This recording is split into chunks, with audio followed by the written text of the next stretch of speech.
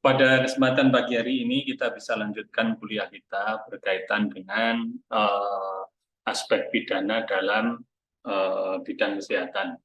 Nah, tujuan kita di dalam pembelajaran kesempatan hari ini yang pertama adalah memahami tentang tindak pidana, unsur-unsurnya. Kemudian yang kedua adalah memahami tentang pertanggungjawaban pidana. Kemudian yang ketiga, kita melihat struktur tindak pidana dalam bidang kesehatan.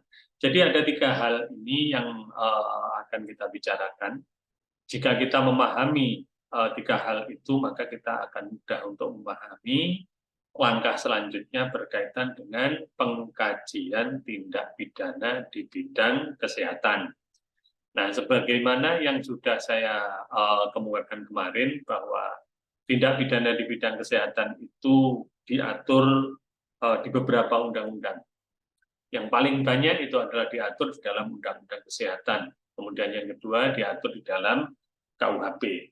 Kemudian juga yang ketiga mungkin juga diatur di undang-undang di luar KUHP. Misalnya di dalam Undang-Undang Tindak Pidana Perdagangan Orang. Ya, karena di dalam Undang-Undang Tindak Pidana Perdagangan Orang itu memungkinkan terjadinya satu perdagangan secara ilegal organ tubuh dan jaringan sel, ya. Jadi itu memungkinkan masuk di sana. Kemudian juga ada undang-undang lain yang memungkinkan melibatkan oleh melibatkan beberapa tenaga kesehatan atau mungkin juga tenaga medis, ya. Misalnya di dalam Undang-Undang Pengadilan Hak Asasi Manusia. Di situ kan ada yang namanya genosida, kemudian juga di situ juga ada yang namanya kejahatan terhadap kemanusiaan. Kadang orang bertanya bagaimana genosida ini kok bisa jadi melibatkan tenaga kesehatan atau tenaga medis. Ya karena di situ ada satu ketentuan misalnya untuk menghalangi satu kelahiran, kemudian juga ada melakukan satu upaya pemusnahan dan lain sebagainya. Jadi itu memungkinkan masuk ke sana. Tapi yang kita pelajari nanti mungkin tidak sampai ke sana. Jadi nanti tindak pidana yang kita pelajari hanya dua bidang. Yang pertama adalah sebagaimana diatur di dalam KUHP, kemudian yang kedua adalah yang diatur di dalam Undang-Undang Kesehatan. Nah, jadi sekali lagi untuk pertemuan pertama dan kedua ini teman-teman harus memahami secara lebih detail karena ini adalah teorinya. Sedangkan nanti untuk prakteknya pada pemahaman tindak pidana itu adalah pada pertemuan-pertemuan berikutnya. Kalau pada pertemuan pertama, kemudian yang kedua ini ternyata kita belum memahami secara utuh, bisa jadi kita akan kebingungan ketika melihat satu struktur tindak pidana.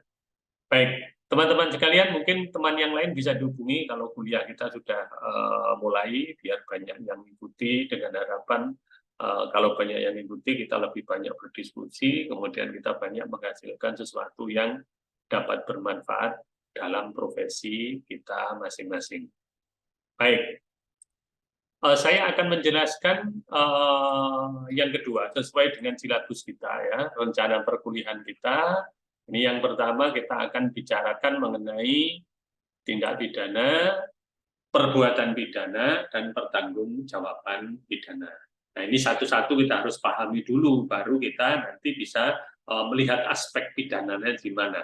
Tanpa kita memahami apa itu tindak pidana, kemudian apa itu perbuatan pidana, dan apa itu pertanggungjawaban pidana, serta bagaimana mengoperasikannya, kita akan sulit untuk memahami. Baik, saya akan ingatkan kembali bahwa hukum pidana di bidang kesehatan itu meliputi tiga bidang, ya. Yang pertama itu adalah berkaitan dengan apa saja tindak pidana.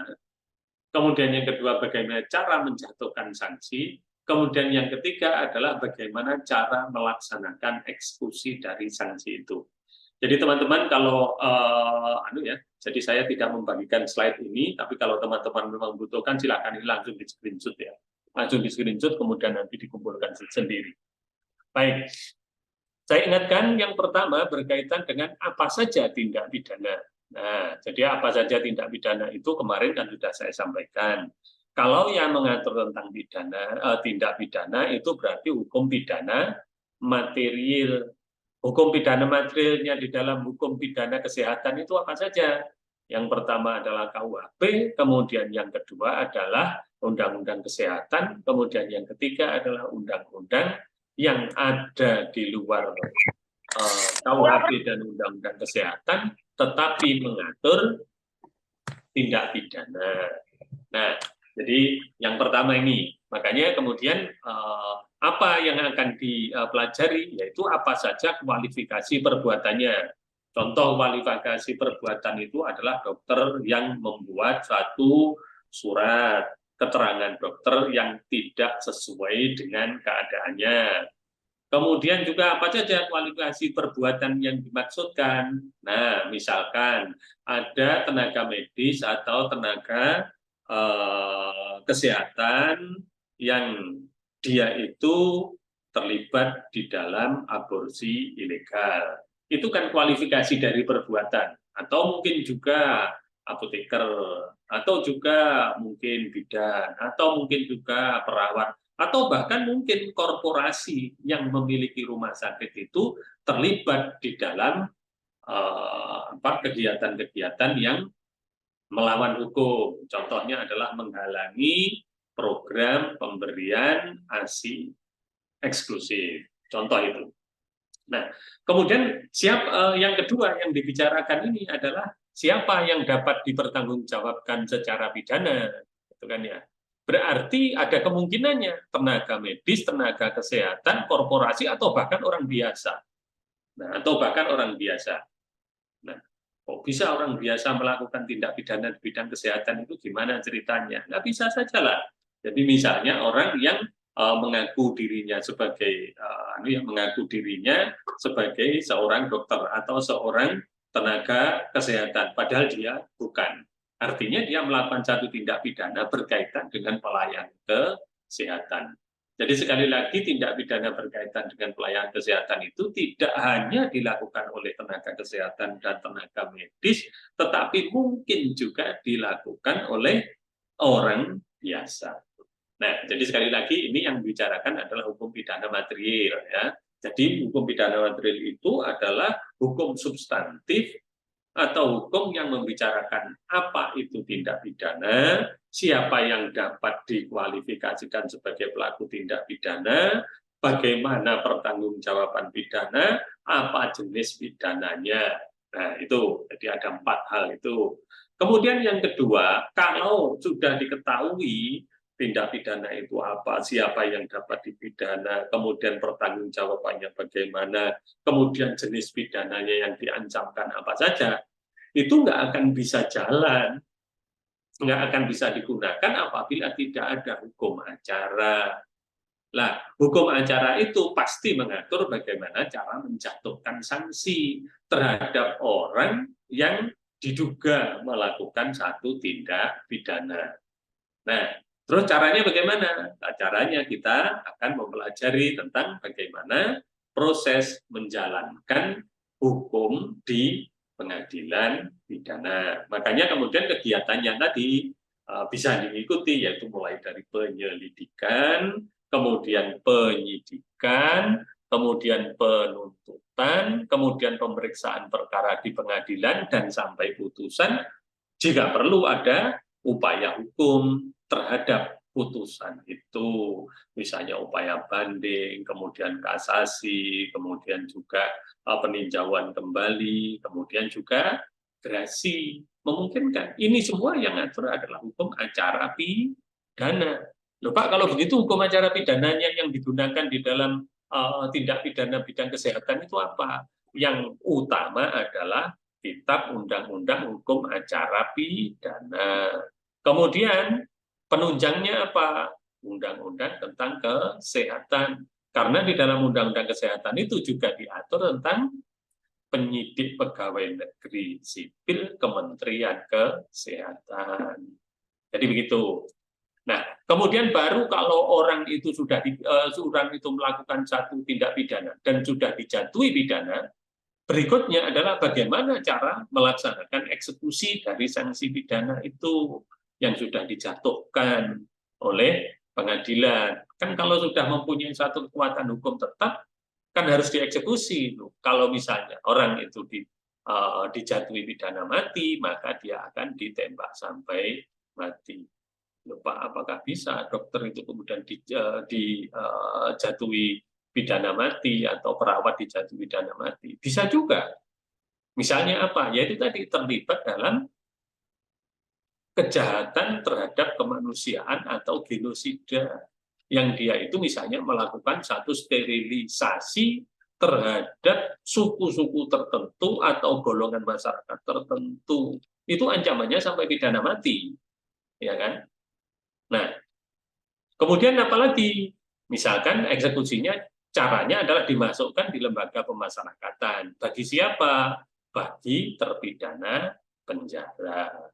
Apakah mungkin tenaga kesehatan, tenaga medis, dan juga pihak-pihak yang melanggar hukum kesehatan di pidana penjara? Sangat mungkin. Kemudian yang ketiga, misalnya membayar denda ke negara.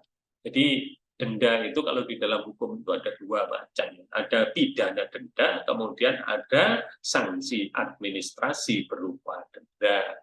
Kalau pidana denda itu harus dijatuhkan melalui pengadilan. Tapi kalau denda administrasi itu tidak. Contohnya, kalau teman-teman ini lupa tidak membayar pajak kendaraan bermotor. Ketika membayar, maka secara otomatis yang dibayar itu sudah naik, ya, yang dibayar sudah naik. Ya, umumnya itu ya anggap saja sekitar 2% lah, ya. Itu kan tergantung lamanya telat gitu. Itu tidak perlu di putusan pengadilan. Tetapi apabila misalnya teman-teman ini melakukan satu tindak pidana, misalnya melanggar marka di jalan, kemudian kena potret, kemudian diwajibkan membayar, itu harus ada putusan dari pengadilan. Nah, jadi begitu. Saya ingin tegaskan kembali bahwa hukum pidana bidang kesehatan itu ruang lingkupnya dibagi menjadi 3, ya. Hukum pidana material atau disebut dengan hukum pidana substantif.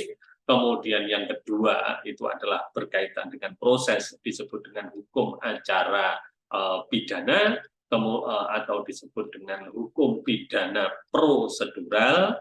Kemudian yang ketiga adalah hukum penitensier atau hukum pelaksanaan eksekusi dari pidana yang dijatuhkan oleh pengadilan. Baik, sekarang saya akan memenuhi apa yang saya janjikan tadi. Yang pertama adalah memahami tentang tindak pidana. Seringkali kita dengar istilah tindak pidana, seringkali kita mendengar istilah perbuatan pidana. Intinya tindak pidana dengan perbuatan pidana itu beda. Kalau tindak pidana itu harus memenuhi 2 unsur. Yang pertama adalah orang melakukan perbuatan yang dilarang oleh hukum, atau tidak melakukan sesuatu yang diperintahkan oleh hukum.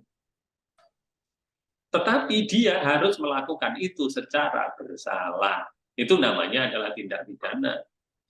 Kalau perbuatan pidana saja ya orang melakukan satu perbuatan. Karena dalam teori hukum pidana itu tidak semua orang yang melakukan satu perbuatan pidana itu dapat dipertanggungjawabkan secara pidana. Enggak. Jadi contohnya di dalam hukum kesehatan itu ya, kalau misalnya ada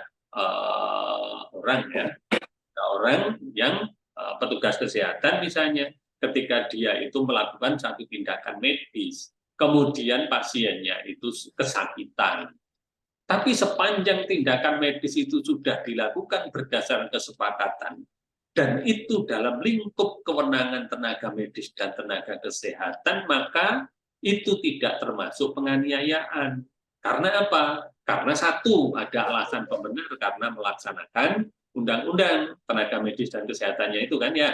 Yang kedua, kemudian sudah ada kesepakatan antara tenaga medis dengan pasien atau keluarganya di dalam melakukan tindakan. tindakan. Nah, itu ya. Jadi tindakan ini pengertiannya adalah tindakan medis, karena tindakan itu kalau dalam hukum pidana pengertiannya bisa tindakan medis, kemudian juga bisa tindakan hukum, bisa juga sanksi berupa tindakan. Karena dalam hukum pidana itu sanksinya ada dua. Yang pertama adalah pidana, kemudian yang kedua adalah tindakan atau material. Kalau pidana itu bisa disebut dengan straf. Jadi di dalam KUHP tahun 2023 ini diatur bahwa tindak pidana merupakan perbuatan yang oleh peraturan perundang-undangan diancam Tele-tele itu pidana. kentang-kentang itu baru dikasih bumbu. Jadi tindak pidana itu merupakan perbuatan.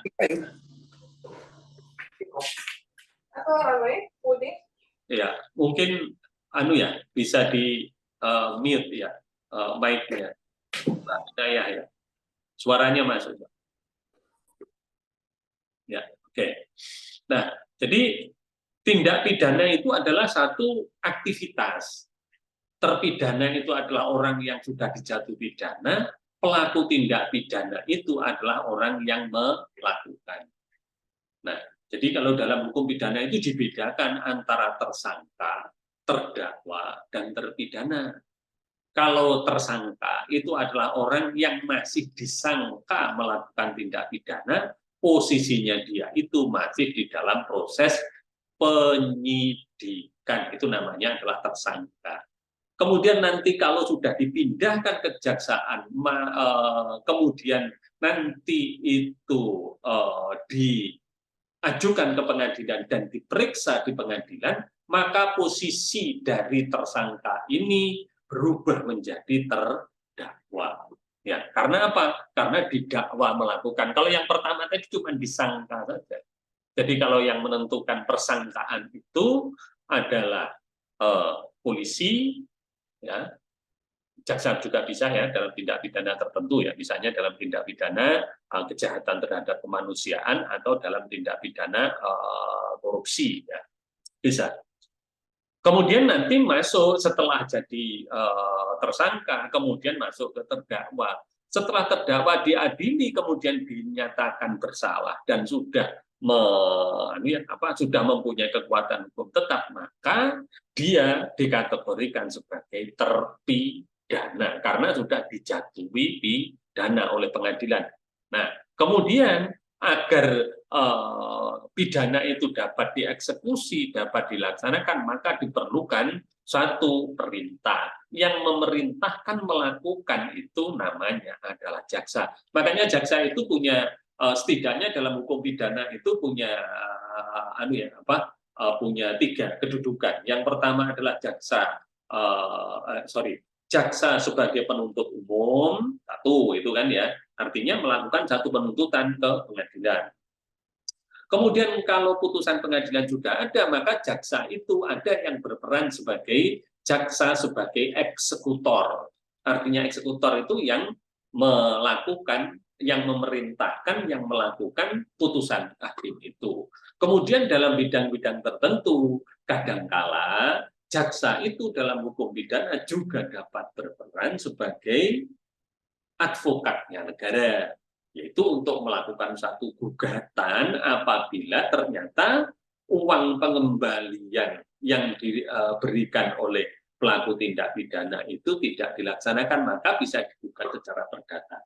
Jadi sekali lagi dalam hukum pidana itu jaksa bisa berperan dalam minimal tiga hal itu ya. Yang pertama adalah sebagai jaksa sebagai penuntut umum, yang kedua jaksa sebagai eksekutor putusan pengadilan, ya maksudnya putusan pemidanaan, kemudian yang ketiga adalah sebagai advokat dari negara. Oke. Nah, jadi sekali lagi tindak pidana itu harus merupakan satu perbuatan yang oleh peraturan perundang-undangan ada sanksinya. Tapi kalau hanya tulisan saja, misalnya ya, setiap tenaga kesehatan dan tenaga medis wajib misalnya menggunakan menggunakan pakaian khusus pada saat melakukan satu tindakan medis misalnya. Kemudian ternyata itu kan ada tulisan wajib, tetapi tidak ada sanksi secara pidana. itu namanya bukan tindak pidana. Jadi tindak pidana itu harus ada ancaman dengan sanksi pidana. Sanksi pidana tadi ada dua kan, pidana dan tindakan. Pidana itu apa? Pidana mati, pidana penjara, pidana denda. Tindakan itu apa? Misalnya diserahkan ke RSJ, kemudian juga misalnya diserahkan ke orang tua, kemudian untuk mengikuti rehabilitasi dan lain sebagainya, itu namanya tindakan. Nah, untuk dinyatakan, yang kedua ya, untuk dinyatakan sebagai tindak pidana, suatu perbuatan yang diancam dengan sanksi pidana dan atau tindakan oleh peraturan perundang-undangan harus bersifat melawan hukum atau bertentangan dengan hukum yang hidup di masyarakat. Jadi dalam hukum pidana itu yang dimaksud dengan melawan hukum itu berarti bertentangan dengan hukum. Bertentangan dengan hukum itu ada dua pengertian. Bertentangan dengan hukum yang dibuat oleh negara, ya. Hukum yang dibuat negara itu namanya peraturan perundang-undangan. Kemudian juga hukum yang hidup di dalam masyarakat. Karena tidak semua hukum yang hidup di dalam masyarakat itu dipositifkan, dituangkan dalam bentuk peraturan perundang-undangan. Makanya ini perlu kita pahami. Dan jangan lupa, apabila orang itu dianggap melakukan tindak pidana, maka harus ada aturannya terlebih dahulu. Nggak bisa orang melakukan satu tindak pidana, ya.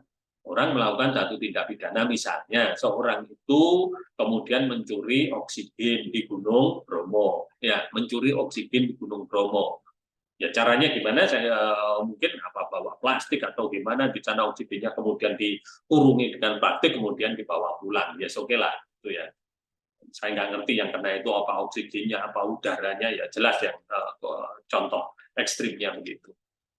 Padahal di Indonesia tidak ada satu aturan pidana yang mengancam orang mencuri oksigen, itu tidak ada. Tapi kalau orang mencuri tabung yang isinya oksigen atau tabung oksigen, itu dipidana. Karena apa? Karena sudah ada ancaman pidana bagi pencurian, yaitu setiap orang ya yang mengambil barang yang sebagian atau seluruhnya milik orang lain dengan secara melawan hukum untuk bermaksud memiliki, maka itu adalah pencurian. Nah, kan begitu. Jadi sekali lagi, hukum pidana itu harus mengkualifikasi dulu tindak pidana apa yang dilarang, kemudian diancam dengan pidana. Baru setelah itu, kalau ada orang melakukan, maka orang itu dianggap melakukan tindak pidana. Kalau aturannya nggak ada, nggak bisa dilakukan. Makanya dalam hukum pidana itu ada satu prinsip yang dinamakan asas atau prinsip legalitas. Seorang hanya dapat dipidana apabila perbuatannya itu sudah dinyatakan sebagai tindak pidana terlebih dahulu di dalam peraturan perundang-undangan. Kalau enggak bisa. Nah, kemudian yang ketiga, setiap tindak pidana selalu bersifat melawan hukum kecuali ada alasan pembenar. Ya, kecuali ada alasan pembenar. Jadi alasan pembenar itu misalnya itu ya karena melaksanakan undang-undang. Kemudian juga karena melaksanakan perintah yang sah dari atasan dan berdasarkan kewenangannya.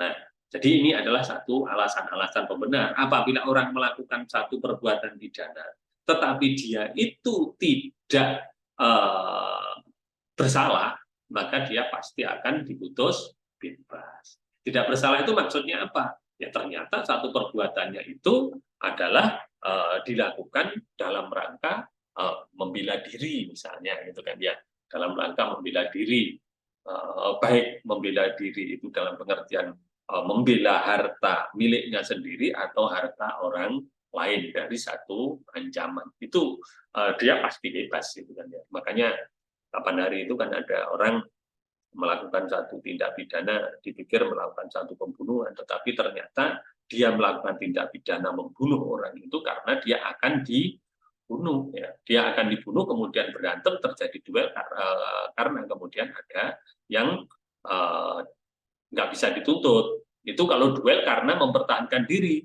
Beda duel yang janjian. Nah, beda lagi itu kan ya. Duel yang janjian. Oke. Nah, dengan demikian apabila kita grafikkan itu secara sederhana itu kan begini. Jadi tindak pidana itu kalau dalam bahasa Belanda disebut dengan strafbaarheid. Straf itu pidana, bar itu adalah satu perbuatan, dan heid itu adalah yang dapat dihukum, yang dapat dipidana. Seringkali tindak pidana itu dalam bahasa Belanda juga disebut dengan delik. Ya. Delik. Makanya kemudian kalau dalam bahasa Indonesia sering disebut dengan delik, gitu kan ya.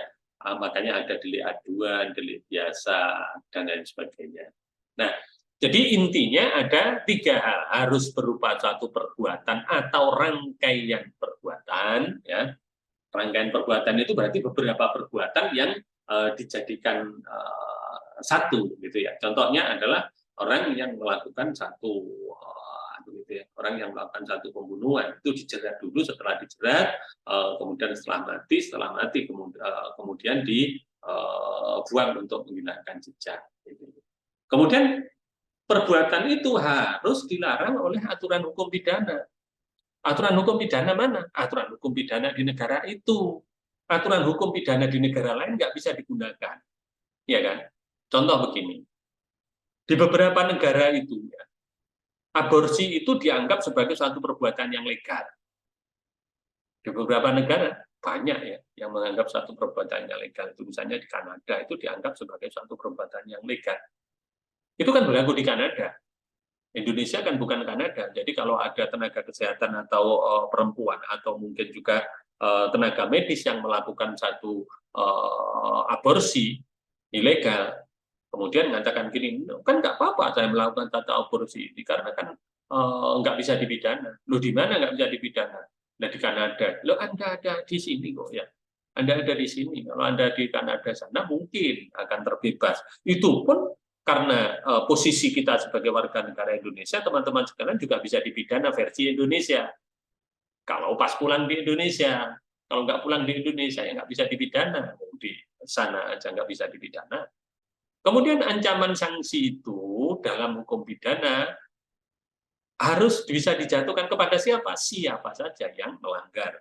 Maksudnya siapa saja yang melanggar itu, kalau hukum pidana di Indonesia, apakah dia itu WNI, apakah dia itu WNA, pokoknya melakukan tindak pidana di wilayah negara Republik Indonesia, itu berarti bisa diberlakukan hukum pidana bidang kesehatan.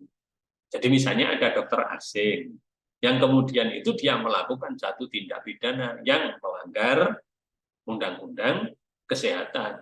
Padahal dia warga negara asing, tapi melakukannya kan di Indonesia. Berarti dia diberlakukan hukum pidana kesehatan Indonesia. Nah, jadi ini contohnya ya, contohnya pasal 369 KUHP tahun 2023. Dokter yang memberi surat keterangan tentang keadaan kesehatan atau kematian seseorang yang tidak sesuai dengan keadaan sebenarnya dipidana dengan pidana penjara paling lama 4 tahun atau pidana denda paling banyak kategori 4. Kategori 4 itu kalau saya lihat itu 200 juta kan ya. Nah, teman-teman sekalian perlu saya sampaikan, di sini ada kata atau. Berarti kalau ada kata atau ini, hakim dapat memilih di antara pidana penjara paling lama 4 tahun atau pidana denda paling banyak kategori 4. Nggak boleh kedua-duanya. Sudah di penjara, misalnya jatuh pidana penjara 2 tahun, ditambah lagi dengan denda 100 juta. Nggak boleh. Hakim nggak boleh begitu. Kenapa? Karena hakim tidak boleh melanggar apa yang sudah ditentukan oleh pembentuk hukum pidana. Karena tugasnya hakim adalah menegakkan hukum pidana, bukan menambah hukum pidana. Ya, oke. Jadi ini ada kata. Kalau nanti ada tulisan dan, baru itu boleh dijatuhkan kedua-duanya. Kalau itu ada tulisan dan, kemudian garis miring atau, berarti hakim boleh menjatuhkan pidana penjara saja, atau pidana denda saja, atau kedua-duanya dijatuhkan bareng. Nah, jadi memang sistem dalam hukum pidana itu pengancamannya dengan gitu. Ada ancaman kumulatif, yaitu menggunakan kata dan, kemudian ancaman alternatif menggunakan kata atau, kemudian juga menggunakan alternatif kumulatif, yaitu dan atau. Dulu itu ada juga ya, ada juga, dan mungkin sekarang kalau kita lihat juga ada. Itu ada yang namanya sistem pengancaman itu tunggal. Jadi dalam satu tindak pidana itu ancamannya cuma satu tok. Misalnya pidana denda saja, nggak ada pidana nggak ada pidana penjara. Jadi pidana denda. Kemudian di belakangnya atau pidana jika tidak melaksanakan maka dia dijatuhi pidana kurungan pengganti denda. Nah, jadi di setiap rumusan tindak pidana itu ada tiga norma ya. Jadi ada tiga aturan, ada tiga inti. Yang pertama adalah pelaku delik yang dituju oleh norma, atau kalau di dalam bahasa Belanda itu disebut dengan norm adresat. Adresat itu tujuannya ya, yang dituju. Kalau dalam contoh ini, contohnya gini, norm adresatnya siapa? Ya dokter. Ini kan dokter aja. Kalau misalnya yang memberikan itu adalah perawat, nggak bisa digunakan ini. Pasal 395 ini nggak digunakan karena ini jelas disebut dokter. Ya kan? Loh, bagaimana kalau misalnya yang memberi itu kepala desa? Kan mungkin kepala desa itu memberikan satu surat kematian seseorang. Kalau matinya itu kebetulan di desa, nggak dibawa kemana-mana, yang tahu orang situ dan sebagainya. Kemudian kan bisa mengeluarkan surat kematian. Iya, tapi ini nggak bisa disangka dengan 395 bagi seorang kepala desa yang mengeluarkan itu. Nah, jadi sekali lagi yang digunakan itu apa? Yang digunakan adalah pemalsuan surat itu 391 di dalam KUHP ada aturannya. Kemudian bagaimana kalau itu misalnya yang melakukan itu adalah orang biasa? Ya kena 391, nggak kena 395. Nah, jadi gitu ya. Kemudian yang kedua adalah perbuatan yang dilarang. Yang dilarang itu perbuatannya apa? Di dalam tindak pidana ini, contohnya ini adalah surat keterangan tentang keadaan kesehatan atau kematian seseorang yang tidak sesuai dengan keadaan sebenarnya. Jadi tindak pidananya harus itu. Pak, kalau sesuai dengan keadaan sebenarnya, ya nggak bisa, nggak kena. Ini kan yang tidak sesuai. Kalau sesuai ya nggak masalah karena memang itu tugasnya. Kemudian ada ancaman pidana atau strafmat. Ya. Jadi kalau di dalam bahasa hukum pidana itu ada yang namanya strafmat, kemudian ada yang namanya strafsort. Kalau strafsort itu adalah jenis pidananya. Kalau strafmat itu adalah berat ringannya satu pidana. Ancaman pidananya apa? Dalam contoh 395 ini, yaitu pidana penjara paling lama 4 tahun, atau pidana denda paling banyak kategori 4. Dalam hukum pidana itu kadang-kadang ditulis begini, paling singkat 2 tahun, paling pidana penjara paling singkat 2 tahun, dan paling lama 4 tahun. Artinya hakim itu diharapkan itu memberikan pidana itu di atasnya 2 tahun, tetapi tidak melebihi 4 tahun. Jadi gitu, dikunci gitu loh. Jadi kayak model gitu ya, apa itu tarif tiket itu ya, kan ada aturan transportasi itu. Misalnya kalau menjelang Lebaran itu kan boleh menaikkan, tapi kan ada tarif atas, tarif bawah. Lah ternyata di dalam hukum pidana juga begitu ya. Ada aturannya begitu. Lah ketika tidak ada aturan seperti ini kan langsung penjara paling lama 4 tahun atau pidana paling banyak kategori 4. Sehingga di sini hakim itu boleh menjatuhkan pidana penjara 7 hari. Boleh. Nggak ada dilarang. Karena apa? Nggak ada batasan khususnya. Kalau nggak ada batasan khusus berarti terjemahannya paling singkat 1 hari. Ya, paling singkat 1 hari. Pidana denda paling banyak kategori 4, berarti tidak jatuh 200 juta tapi dijatuhi Rp1.000 boleh, nggak masalah. Karena apa? Nggak ada ketentuan batas bawahnya. Nah, jadi ini struktur tindak pidana itu yang seperti itu. Nah, kemudian bagaimana agar orang itu dapat dipidana? Maka dia harus melanggar hukum secara bersalah. Melanggar hukum saja itu tidak dapat otomatis dipidana. Contoh orang gila, ya, orang gila, kemudian memukuli orang gila, membunuh orang. Dia kan melakukan satu perbuatan pidana, tapi dia nggak bersalah. Bagaimana mungkin bisa disalahkan? Orang yang disalahkan itu adalah orang-orang yang sehat akalnya. Kalau dia tidak sehat akalnya, maka dia kan nggak bisa membedakan antara salah dan benar. Kecuali orang-orang yang pura-pura gila gitu kan ya.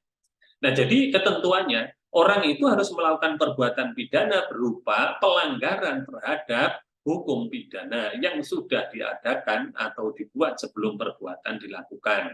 Unsur perbuatan ini kalau di dalam bahasa Inggris biasa disebut dengan criminal acts. Kalau di dalam bahasa apa ini Latin ini ya, itu biasa disebut dengan actus reus. Jadi actus reus itu nanti gandengannya nanti mens rea. Makanya sering kali kita dengar mens rea itu. Mens rea itu apa? Mens rea itu adalah pertanggungjawaban pidana, unsur batinia. Kalau tadi ini yang perbuatan itu kan lahiriah, artinya kan bisa dilihat. Kalau batinnya nggak bisa dilihat. Nah, terus yang mengetahui siapa? Yang mengetahui itu adalah dari suatu proses pemeriksaan. Apakah itu nanti dilakukan perbuatannya secara sengaja atau karena lalai? Ya, apakah orang itu dapat dipertanggungjawabkan karena tidak gila, karena tidak idiot, karena juga dia itu tidak disabilitas mental dalam kategori tertentu? Nah, yang menentukan siapa? Nah, kalau kaitannya dengan disabilitas mental, disabilitas fisik, kemudian juga berkaitan dengan disabilitas ganda, atau mungkin juga berkaitan dengan idiot, dan lain sebagainya, yang menentukan ya dokter, ya, tenaga kesehatan, atau mungkin juga psikolog yang akan bisa menentukan. Tapi kalau kaitannya dengan penyandang penyakit jiwa, ya itu yang menentukan ya harus dokter ahli kejiwaan, spesialis kejiwaan. Nah, jadi melakukan tindak pidana saja kalau tidak dapat dipertanggungjawabkan maka dia tidak bisa dipidana. Nah, ada dua hal kalau di dalam dalam hukum pidana itu. Orang itu tidak bisa dipidana apabila dia melakukan perbuatan itu dan ada alasan pemaafnya. Misalnya usianya yang melakukan itu tidak lebih dari usianya harus lebih dari 12 tahun, harus lebih dari 12 tahun. Jadi 12 tahun ke atas itu baru bisa dipertanggungjawabkan secara pidana. Tidak idiot, tidak gila, atau dia itu melakukan karena daya paksa di luar, ya. Daya paksa dari luar itu misalnya karena alam atau mungkin juga karena manusia. Contohnya begini, ada seorang tenaga kesehatan, kemudian dia itu diperintahkan oleh tenaga medis untuk melakukan satu injeksi kepada pasien. Injeksi itu kan bisa dilakukan pada istilahnya itu yang di infus itu akan ada tempat untuk menginjeksi itu. Nah, kemudian ketika dia itu mau menginjeksi itu didorong oleh temannya dari belakang itu. Ketika didorong dia nggak kuat nahan, akhirnya si jarum itu mengenai pada pasien. Maka dia pasti itu tidak dapat dipidana karena dia sudah melakukan tugas karena perintah dari atasannya dan dalam lingkup kewenangannya, ditambah lagi karena dia dalam kondisi daya paksa dari luar. Misalnya tahu-tahu pas nyuntik gini kemudian ada gempa, wah goyang kan ya. Ketika goyang kemudian itu menaik, nggak bisa itu dikategorikan sebagai satu tindak pidana, nggak bisa karena apa? Karena si perawat itu sendiri tidak mampu untuk mengatasi dirinya karena adanya satu tekanan dari luar, ya. Atau mungkin juga ada juga istilah ini pembelaan terpaksa melampaui batas. Ini biasanya adalah reaksi langsung tanpa terkontrol. Ada seorang tenaga kesehatan, kemudian membawa jarum suntik, mau injeksi, kemudian berjalan. Tenaga kesehatan itu kan gampang kaget, apalagi kalau dikitik-kitik gitu ya. Oleh temannya ini dikitik, saking kagetnya dia melakukan satu tindakan yang spontan. Ya, spontan kemudian itu si jarum suntiknya itu dilemparkan pada orang yang kaget itu bukan tindak pidana, tidak dapat dipertanggungjawabkan pidana. Perbuatannya ada, melukai orang, tapi itu tidak dapat dikategorikan karena apa? Dia melakukan satu pembelaan terpaksa melampaui batas, ya kan? Atau melakukan satu perintah jabatan yang tidak sah, namun ketika melakukan perbuatan itu pelaku beretikat baik melakukan perintah tersebut, itu kan ya. Jadi ini satu hal yang sangat penting. Jadi ada perintah dari atasannya, tapi perintah itu ternyata salah. Tapi yang diperintah ini dengan etikat baik melaksanakan. Karena apa? Dikira perintah itu adalah benar. Karena yang memerintah adalah atasannya yang sah, dan kemudian yang melakukan itu juga dalam lingkupnya. Itu. Jadi misalnya misalnya tenaga kesehatan diperintah oleh dokter, kemudian perintah dokter itu ya misalnya ya sudah itu si obat yang ada di rumah sakit itu nanti masukkan ke tasmu, kemudian kamu bawa pulang, nanti sore antarkan ke rumahku. Apakah itu bisa dipidana? Padahal yang memerintahkan itu adalah atasannya kepada atasan konteksnya dalam penanganan medis ya. Kemudian kepada tenaga kesehatan itu, pada perawat itu bisa dipidana karena apa? Karena membawa pulang obat dari rumah sakit itu tidak termasuk dalam ruang lingkup tugasnya perawat, kan gitu kan ya. Kemudian yang kedua itu adalah dia tidak bisa dipidana apabila ada alasan pembenar. Misalnya perbuatan dilakukan karena melakukan satu perintah undang-undang atau melakukan satu perintah jabatan yang sah. Makanya kalau seorang seorang brimob ya, kemudian melakukan satu eksekusi mati terhadap terpidana mati, karena itu memang diperintahkan oleh undang-undang, maka meskipun dia itu dalam tanda kutip mengakibatkan orang mati, tetapi itu tidak termasuk tindak pidana. Ya, baik. Saya sudah berbicara 42 menit ya. Disilahkan kalau teman-teman mungkin ada yang berkomentar berkaitan dengan tindak pidana dan unsur-unsur yang membenarkan seseorang agar tidak dapat dipidana. Silakan kalau ada komentar. Kemudian muncul satu pertanyaan yang berikutnya. Nah, orang sebagai tindak pidana dalam hukum pidana, dalam konteks ini adalah dalam bidang kesehatan ya, itu siapa saja? Nah, dalam hukum pidana itu orang yang diancam dengan pidana itu ada dua kategori. Yang pertama adalah orang sebagai manusia, yang kedua adalah orang sebagai korporasi. Jadi kalau manusia itu biasa disebut dengan naturalis person. Kemudian kalau korporasi itu disebut dengan reh person.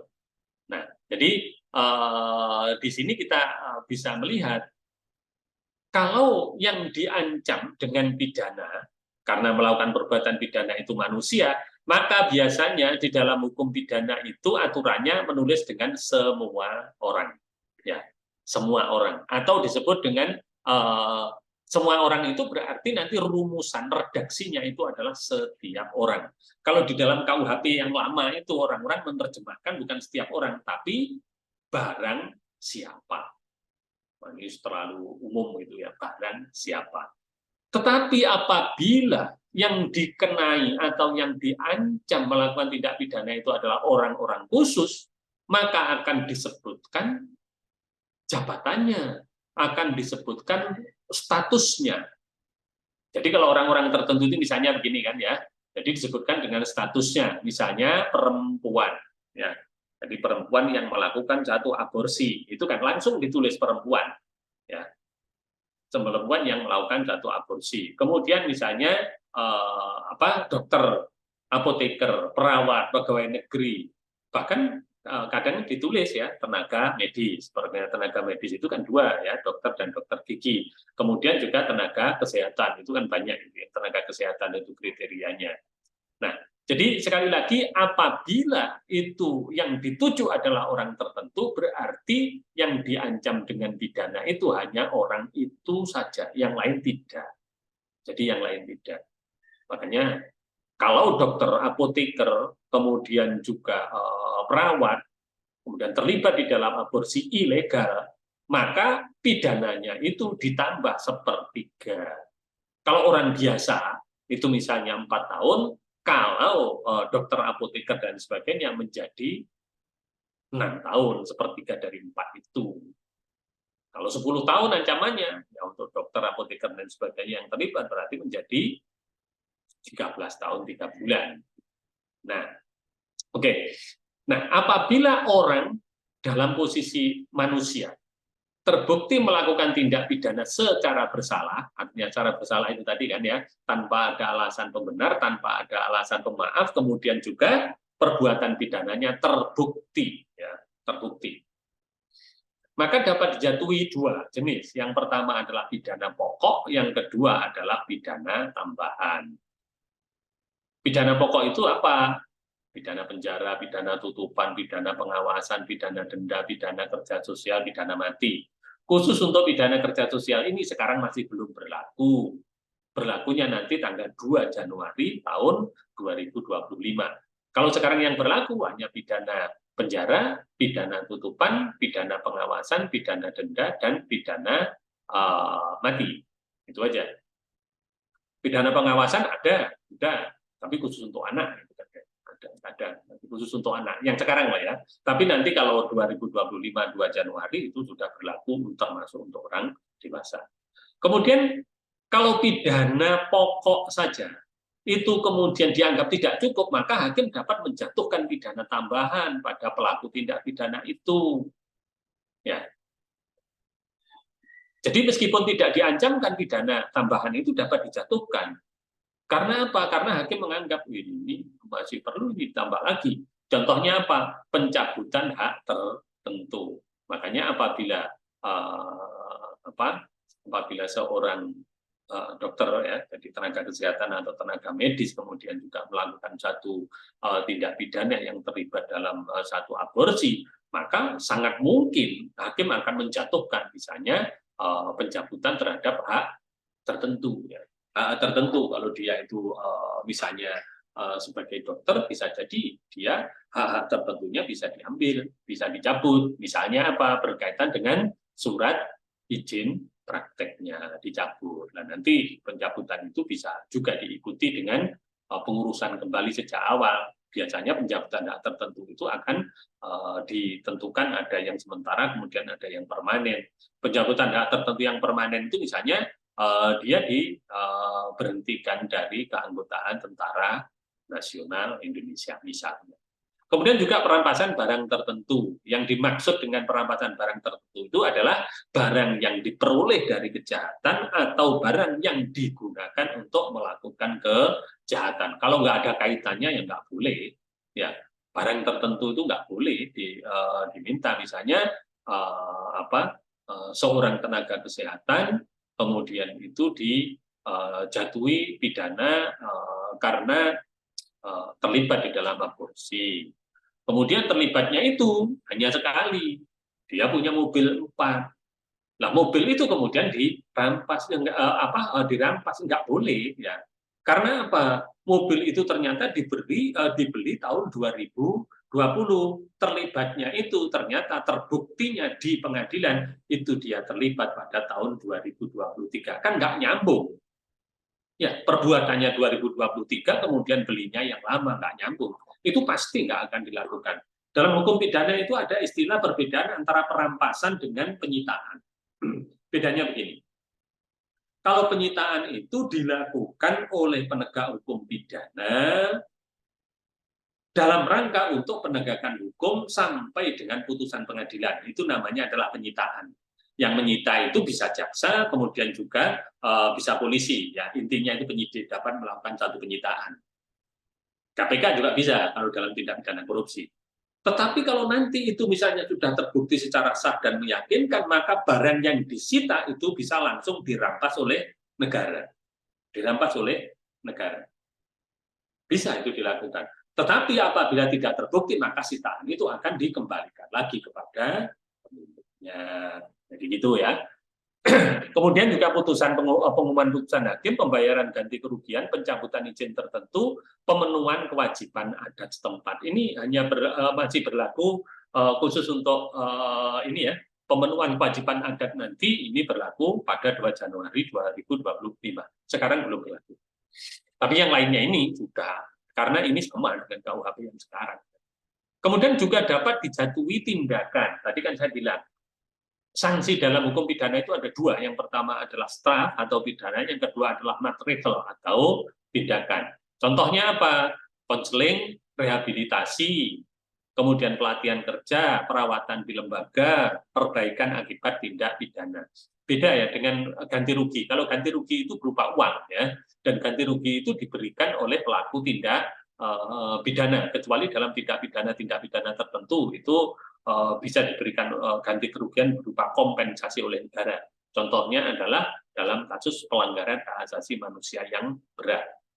Kemudian khusus bagi pelaku yang pada saat melakukan tindak pidana, dia itu sebagai penyandang disabilitas mental, ya, sebagai penyandang disabilitas mental atau intelektual, maka tindakannya bisa direhabilitasi, diserahkan kepada seseorang, dirawat di lembaga, diserahkan pada pemerintah, dan atau mungkin dirawat di rumah sakit jiwa.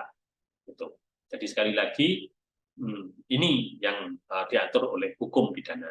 Terus bedanya pidana sama tindakan itu apa? Gampangnya begini, kalau pidana itu lebih menderita dan tujuannya itu adalah agar dia tidak mengulangi satu tindak pidana atau agar kapok, agar jera gitu kan ya. Tetapi kalau tindakan itu lebih mengutamakan pada perlindungan terhadap pelaku tindak pidana.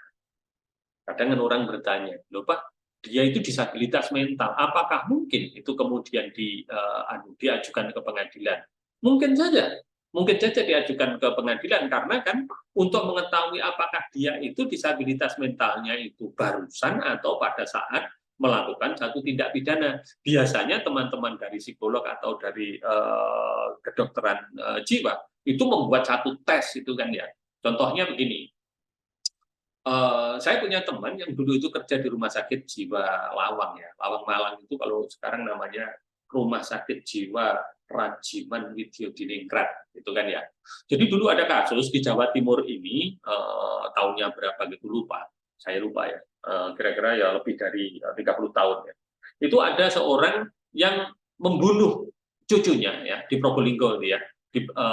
Maksudnya di Kabupaten Probolinggo, orang itu membunuh cucunya, kemudian cucunya itu dipotongi, ya. Cucunya dipotongi menjadi 69 bagian. Ketika di 69 bagian itu tambah dimasukkan, dimasak itu ya. Itu dimasak, namanya Mbah Jiwo itu ya. Jadi terkenal itu ya namanya Mbah Jiwo. Kemudian di sidang, diputus di pengadilan, dia diputus bebas. Kenapa diputus bebas? Karena dia tidak dapat dipertanggungjawabkan secara pidana pada saat melakukan itu, karena dia mengalami satu gangguan jiwa. Setelah itu dia kemudian dimasukkan ke rumah sakit jiwa untuk dirawat secara gratis selama 1 tahun. Jadi begitu. Jadi bunuh cucunya, setelah bunuh cucunya dipotong-potong jadi 65 bagian, kemudian 69 bagian, kemudian dimasukkan ke dandang, kemudian direbus. Ketika ditanya ya dia katanya, oh, ini kan ya daging untuk kita makan bersama. Ini kan perlu dipotong itu. Lah teman saya kebetulan itu yang bagian lakukan tes itu, dia cerita ke saya, dia pada saat melakukan satu pengetesan terhadap kejiwaan itu menggunakan tes apa gitu saya nggak tahu namanya ya. Itu jumlah pertanyaannya yang diajukan ke dia ada sekitar 550 item tes, item soal maksud saya. Dengan harapan untuk mengetahui apakah dia ketika melakukan satu pembunuhan itu dalam kondisi waras atau dalam kondisi kambuh. Kan gitu. Nah, jadi ini adalah satu hal yang penting untuk kita pahami. Di dalam undang-undang ini keterlibatan dari para dokter tenaga kesehatan ya termasuk dokter jiwa dan sebagainya di hukum pidana sangat sangat banyak ya. Sangat banyak dan itu penting ya untuk menentukan apakah seseorang itu dapat dipidana atau tidak, bersalah atau tidak. Nah, kemudian yang kedua itu adalah korporasi atau disebut dengan reh person. Jadi reh person itu ternyata ada dua ya. Jadi korporasi yang berbadan hukum misalnya PT, Yayasan, BHMN, BU, MN, BU, MD. Atau korporasi yang tidak berbadan hukum misalnya adalah firma. Kalau di dalam Undang-Undang Kesehatan ini yang mungkin terlibat ya, yang mungkin terlibat dalam di dalam pelayanan kesehatan korporasinya apa? Ya ini PT ya. PT ini kemudian juga misalnya yayasan ya, kemudian juga Persero kan rumah sakit itu kan di jenisnya kan ada dua kan, ada rumah sakit privat kemudian ada rumah sakit publik. Kalau rumah sakit publik itu penyelenggaranya atau pemiliknya itu kan bisa pemerintah, termasuk pemerintah daerah, kemudian juga organisasi nirlaba, ya, misalnya yayasan. Gitu. Tapi kalau yang privat ya, yang privat itu boleh untung. Kalau rumah sakit publik itu kan tidak boleh untung. Tidak boleh mengambil keuntungan, itu maksudnya gini loh. Keuntungannya itu dibagi. Tapi kalau di rumah sakit yang publik itu keuntungan, boleh untung, harus untung memang ya. Kalau sudah untung, kemudian keuntungannya itu digunakan untuk menambah fasilitas, dan menambah apapun untuk peningkatan mutu dari pelayanan. Itu intinya kan ya. Tapi kalau rumah sakit privat, itu karena dikelola oleh perseroan terbatas atau persero ya, atau persero itu miliknya negara kan ya. Nah, jadi bolehlah dia berarti mengambil satu keuntungan. Nah, terus keuntungannya digunakan untuk apa? Ya diberikan kepada pemilik sahamnya kan ya. Itu adalah rumah sakit yang bersifat privat. Nah, terus sanksinya apa apabila dia melakukan satu tindak pidana? Maka yang dapat dijatuhkan pidana bagi korporasi itu pidana denda. Ini pidana pokoknya itu berupa denda. Pidana penjara nggak bisa. Korporasi itu kan organisasi. Kalau organisasi dipidana denda, dipidana penjara gimana? Nggak bisa. Pidana mati juga nggak bisa. Tapi bisa dimatikan. Caranya bagaimana? Dibubarkan korporasinya, gitu loh. Itu termasuk dalam pidana tambahan. Jadi diatur itu ya, misalnya pembayaran ganti rugi, perbaikan akibat tindak pidana, pelaksanaan kewajiban yang telah dilalaikan, pemenuhan kewajiban adat, pembiayaan pelatihan kerja, perampasan barang dan keuntungan, pengumuman putusan pengadilan, pencabutan izin, pelarangan permanen pencabutan tertentu, perbuatan tertentu, penutupan seluruh atau sebagian, kemudian juga pembekuan seluruh atau sebagian. Khusus untuk ini ya, nanti di KUHP yang baru, pencabutan izin tertentu, kemudian penutupan seluruh atau sebagian, kemudian pembekuan seluruh atau sebagian, itu maksimal dalam waktu 1 tahun. Loh Pak, kalau parah gimana? Ya dibubarkan korporasinya. Kalau dibubarkan korporasinya, berarti korporasi tidak dapat melakukan satu aktivitas hukum. Biasanya orang kalau sudah dibubarkan, ya bikin lagi korporasi bentuknya yang lain. Kan ada saja kan caranya. Oke. Nah, khusus keterkaitannya dengan ini, saya ingin tegaskan, ingin contohkan yang nyata ya. Ini dalam Undang-Undang Kesehatan pasal 447. Korporasi dikenai pertanggungjawaban secara pidana terhadap satu perbuatan yang dilakukan, ya, atau atas nama korporasi jika perbuatan tersebut termasuk dalam lingkup usahanya, sebagaimana ditentukan dalam anggaran dasar atau ketentuan lain bagi korporasi. Misalnya korporasinya itu bentuknya yayasan, kan pasti di situ ada anggaran dasar, kemudian juga ada anggaran rumah tangga. Nah, tapi misalnya begini, misalnya satu rumah sakit yang dibentuk oleh PT kemudian melakukan penambangan pasir, ya kegiatannya itu penambangan pasir ya. Jadi PT-nya itu misalnya PT Medika, ya PT Medika. Kemudian dia memerintahkan agar membuat usaha penambangan pasir, maka ya nggak masuk akal lah, sulit untuk diterima oleh akal. Karena apa? Korporasinya ini kan dalam anggaran dasarnya itu kan tentang penyelenggaraan fasilitas layanan kesehatan. Kan bisa juga salah satu PT itu dia juga memiliki dia juga memiliki rumah sakit, dia juga memiliki BKI apa itu namanya yang sekarang, atau mungkin juga dia memiliki klinik aja kan bisa. Jadi misalnya kalau kita melihat itu PT perkebunan gitu kan ya. PT perkebunan itu kan banyak rumah sakit dan sebagainya. Nah, kemudian pidana itu dijatuhkan kepada korporasi jika tindak pidananya itu hanya ada 3 saja. Dilakukan dalam waktu pemenuhan maksud dan tujuan korporasi. Jadi saya membuat satu contoh ini kan ya. Misalnya PT Egois sebagai pengelola RSU Seger Waras, tujuannya adalah membantu pasien kurang mampu agar memperoleh pelayanan kesehatan prima dan gratis. Agar dapat mencapai itu, kemudian PT Egois sebagai pemilik dari RSU Seger Waras itu mempekerjakan dokter yang tidak memiliki surat izin praktek. Maka korporasi dapat dipidana. Loh Pak, yang dipidana rumah sakitnya? Bukan, yang dipidana itu adalah PT-nya. PT egoisnya itu, bukan rumah sakitnya. Ya. Karena apa? Yang dimaksud di sini ini adalah dalam konteks korporasi. Kemudian yang kedua, diterima sebagai kebijakan korporasi. Saya itu kemarin itu nyari-nyari juga ini apa contohnya agar bisa dipahami gitu. Saya menemukan satu contoh ya. Kan gini, misalnya instalasi farmasi Rumah Sakit Umum Y memproduksi sediaan farmasi, kan sediaan farmasi itu bisa berupa obat, bahan obat, obat tradisional, kosmetika, kan gitu aturannya kan ya.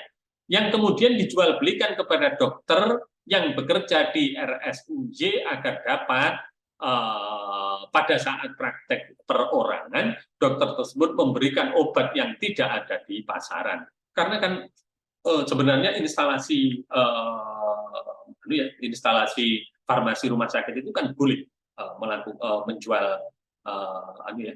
menjual obat tertentu karena misalnya memproduksi obat tertentu karena memang tidak ada di pasaran atau mungkin juga karena ketentuan-ketentuan yang lain misalnya dia mengejar atau dia menganggap bahwa produksi obat itu lebih murah dibandingkan dengan yang beli itu. Ada aturannya ya. Aturannya di mana? Aturannya di Permenkes nomor 58 tahun 2014 tentang standar pelayanan kefarmasian di rumah sakit. Nah, kemudian kebijakan yang kebijakan direktur RSU ya, RSU si J tadi kan kebijakannya itu disuruh membuat obat karena langka di pasaran.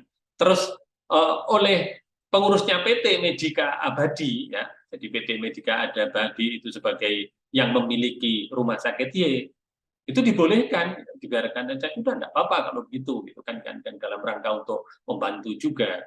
Maka PT Medika Abadi ini dapat disalahkan karena apa? Karena dia itu adalah memberikan restu ya, memberikan restu mendapat keuntungan. Bukan keuntungan itu tidak harus uang kan ya. Popularitas dan sebagainya itu kan adalah bagian dari memperoleh satu keuntungan. Maka langkah PT Medika Abadi sebagai korporasi tergolong tindakan melawan hukum. Karena yang dilakukan oleh Direktur RSU menyetujui penjualan obat ke dokter yang dilakukan oleh instansi farmasi melanggar Permenkes nomor 58 tahun 2014. Apalagi kalau dikaitkan dengan pidana, jelas. Karena apa? Karena tidak terstandar. Kan ada apabila suatu korporasi itu terlibat di dalam penggunaan ya obat atau penggunaan alat kesehatan yang tidak memenuhi standar, maka itu adalah satu tindak pidana. Itu diatur dalam Undang-Undang Kesehatan baik yang lama maupun yang baru tahun 2023. Kemudian yang ketiga, kemungkinannya digunakan untuk menguntungkan korporasi secara melawan hukum. Jadi misalnya ya, dokter yang praktek di rumah sakit X itu wajib meresepkan obat kepada pasien dari perusahaan yang memproduksi obat, yaitu perusahaan A atau B atau C. Jika dokter itu melanggar tidak merekomendasikan pada praktek mandiri, maka dia tidak boleh praktek atau tidak boleh bekerja atau diputus hubungan kerjanya dengan rumah sakit tersebut. Itu berarti kan bisa jadi ya, bisa jadi korporasi itu punya kerjasama dengan perusahaan obat A atau B atau C, kemudian digunakan untuk memaksa dokternya agar dia melakukan satu peresepan baik itu di dalam praktek di rumah sakit maupun di dalam praktek perorangan. Jika melanggar akan diadakan pemutusan hubungan kerja. Maka berarti sesungguhnya korporasi itu sudah melakukan satu perbuatan secara melawan hukum untuk menguntungkan dirinya sendiri. Oke, baik. Sampai di sini dulu. Sebelum kita lanjutkan, mungkin ada yang ingin dikomentari. Inti ajaran pidana itu kan begini, orang yang melakukan tindak pidana karena ada alasan pembenar atau pemaaf, maka dia bebas. Jadi diputus bebas. Artinya kategorinya itu adalah meskipun dia itu kemudian waras, ya, kemudian dia itu waras, dia tetap nggak dipidana karena patokannya yang dijadikan ukuran itu adalah pada saat melakukan tindak pidana, bukan setelah melakukan tindak pidana. Karena ada kemungkinan begini, Mas. Ada orang itu yang gila kambuhan, ya, gila kambuhan, ada itu di tempat saya di kampung-kampung sana ada. Jadi pada periode-periode tertentu itu kadang gila. Ketika orang itu gila, tetapi pada saat dia melakukan satu tindak pidana itu kok pas waras, maka dia itu dipidana. Karena apa? Meskipun sebelumnya gila, tapi dari hasil tes pada saat melakukan tindak pidana itu adalah dalam kondisi yang waras, itu dipidana. Meskipun setelah itu gila lagi. Setelah melakukan tindak pidana karena stres kemudian gila lagi, nanti kan ada hasil pemeriksaan. Barusan ada contoh yang menarik, Mas, di Kota Malang. Jadi ada seorang yang menurut lingkungan sekitar itu dia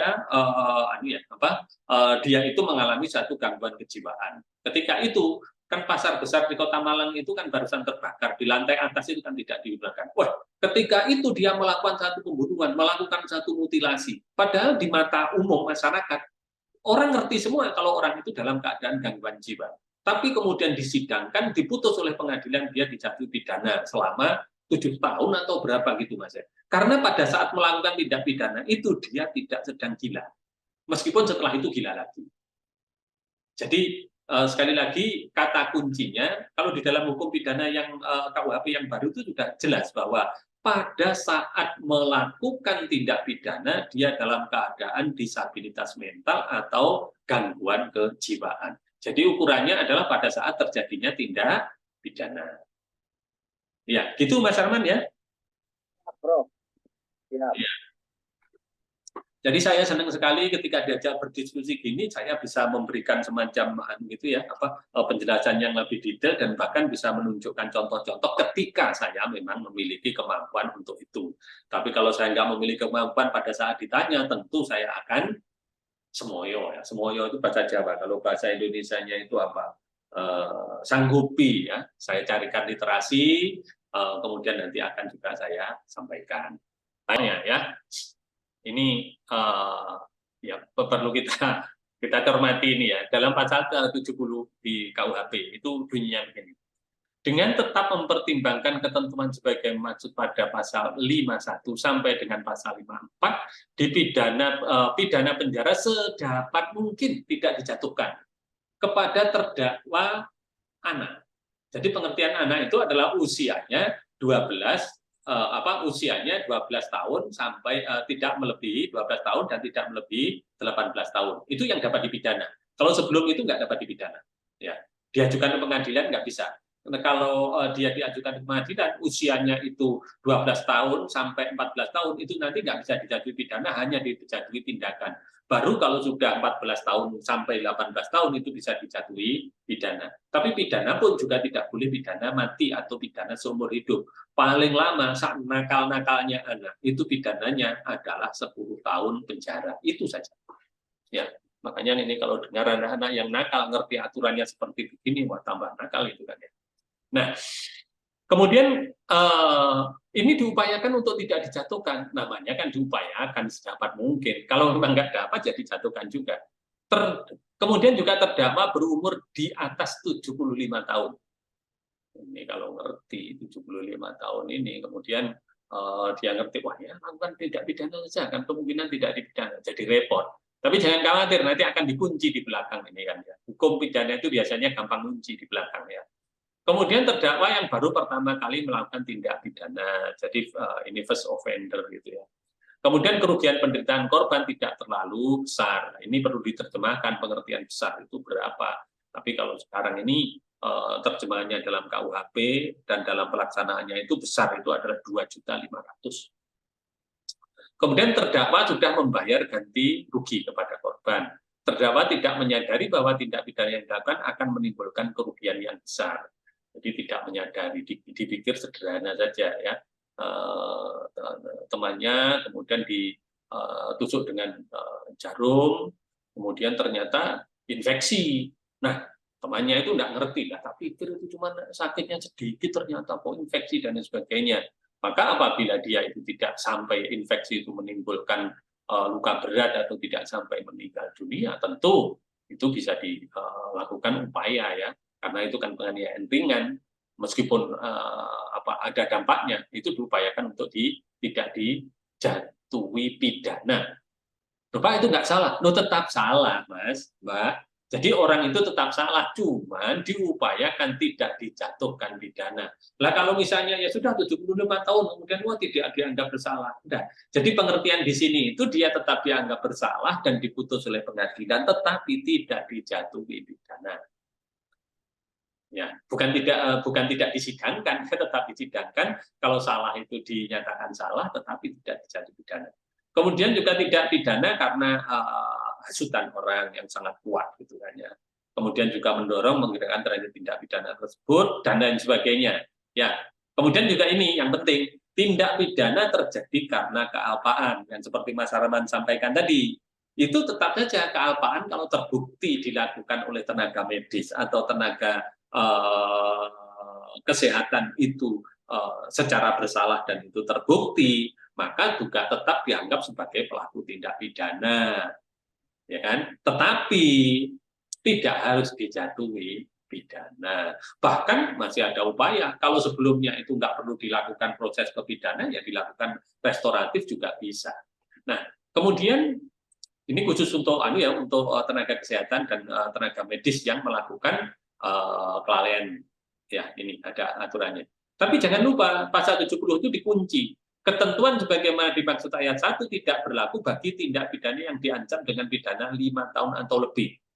Membunuh orang 75 tahun, bunuh orang. Ya pasti dipidana, nggak mungkin 70 itu digunakan.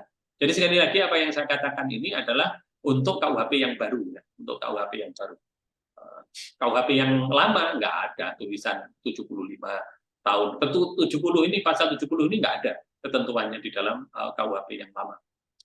Loh, Pak, kenapa kok harus kita menggunakan KUHP? Iya, dalam hukum pidana itu, hukum pidana yang bersifat umum itu berlaku kemana-mana. Jadi undang-undang kesehatan itu tidak dapat digunakan secara optimal kalau tidak merujuk kepada KUHP. Ya, makanya kan ada dalam KUHP itu ada yang namanya general rule atau aturan umum, kemudian ada special rule. Kalau special rule itu berarti undang-undang kesehatan. General rule-nya apa? Ya KUHP. Karena nggak mungkin undang-undang kesehatan dilaksanakan tanpa menggunakan KUHP. Contoh, apa yang disebut dengan sengaja? Kemudian siapa yang dianggap dengan penyertaan? Kemudian apa itu pengertian tindak pidana dan lain sebagainya? Kan di undang-undang kesehatan nggak ngatur. Kalau di undang-undang kesehatan nggak ngatur, berarti merujuknya ke KUHP, bukan ke undang-undang yang lain. Misalnya luka berat, ya kata luka berat di dalam undang-undang kesehatan itu kan ya, itu merujuknya kepada KUHP. Kalau di undang-undang kesehatan nggak ada, bukan merujuknya ke undang-undang lalu lintas, beda urusan. Kalau undang-undang lalu lintas itu kan kaitannya dengan transportasi dan juga penggunaan jalan. Nah ini kita kan sedang ngomong tentang undang-undang kesehatan. Kemudian tindak pidana yang diancam dengan pidana minimum khusus seperti tadi yang saya tanyakan itu, saya sampaikan itu ya. Minimum khusus itu misalnya 2 tahun, 1 tahun. Tapi kalau minimum khusus mesti diikuti dengan maksimum khusus. Minimal 1 tahun, maksimal 4 tahun. Itu namanya adalah minimum khusus dan maksimum khusus. Kemudian tindak pidana tertentu yang sangat membahayakan atau merugikan masyarakat. Ya. Apa itu? Ya macam-macam. Ya. Macam-macam. Tapi kalau perzinaan, enggak. Perzinaan itu kan tidak lebih dari 5 tahun ancamannya. Kemudian maksudnya enggak itu enggak membahayakan masyarakat maksud saya. Karena apa? Karena tidak lebih dari 5 tahun. Tapi apakah itu bahaya? Ya sangat bahaya. Orang berzina itu sangat bahaya. Karena apa? Kalau mungkin nanti itu mengakibatkan kehamilan, maka kehamilan itu akan jadi masalah bagi anaknya, bagi perempuannya, dan juga bagi masa depannya. Kemudian ini, kita coba cek ya, untuk kesehatan, Undang-Undang Kesehatan pasal 40 ini. Setiap tenaga medis atau tenaga kesehatan yang melakukan kealpaan itu berarti kekurang hati-hatian, tidak sengaja, tidak bertujuan, tapi semata-mata karena kurang hati-hati, ceroboh, ya, mengakibatkan pasien luka berat dipidana dengan pidana penjara selama 3 tahun atau pidana denda paling banyak 250 juta. Ya kan? Kalau ini Bisa diupayakan, nanti cuma kalau diupayakan sudah melalui proses peradilan, kemudian dinyatakan bersalah, kemudian tidak dijatuhi pidana. Kenapa nggak dijatuhi pidana? Karena mungkin sudah memberikan satu kompensasi, ganti rugi, dan sebagainya di luar pengadilan. Tapi untuk yang kedua, ayat kedua, jika kealpaan sebagaimana dimaksud ayat 1 mengakibatkan kematian, setiap tenaga medis atau tenaga kesehatan dipidana penjara paling lama 5 tahun. Ini nggak bisa, karena apa, aturannya di sini 5 tahun atau lebih. Berarti di sini 5 tahun, berarti masuk. Ini berarti nggak bisa, sulit dilaksanakan. Kecuali tenaga kesehatan tersebut itu sudah disidang secara kode etik dan dijatuhi pidana, setelah itu kemudian diselesaikan di luar pengadilan. Itu nggak dipidana bisa. Karena kan pada prinsipnya dalam Undang-Undang Kesehatan itu, jika terjadi suatu kelalaian yang mengakibatkan pasien itu luka atau meninggal dunia, kemudian juga sudah dijatuhi sanksi kode etik oleh Majelis Kode Etik, maka diupayakan untuk menyelesaikan secara restoratif, tidak harus melalui pidana. Nah, jadi itu ya. Ini penting untuk kita sampaikan. Nah, terus pertanyaan terakhir, tadi kan saya sudah ngomong tentang perbuatan pidana, pertanggungjawaban pidana. Ini slide saya yang terakhir. Terus apa kaitan perbuatan pidana dengan pertanggungjawaban pidana itu? Maka di dalam KUHP itu ada 3 jenis. Ya. Jadi kalau orang itu dijatuhi dengan pemidanaan, misalnya dijatuhi pidana penjara selama 2 tahun dan denda 300 juta, maka berarti terdakwa itu terbukti melakukan perbuatan yang sah. Dan dia dilakukan secara bersalah, baik itu dia melakukan secara sengaja maupun karena lalai. Tetapi apabila ternyata di pengadilan itu perbuatannya itu tidak terbukti, ya, perbuatannya itu tidak terbukti. Contohnya perbuatan yang tidak terbukti itu misalnya,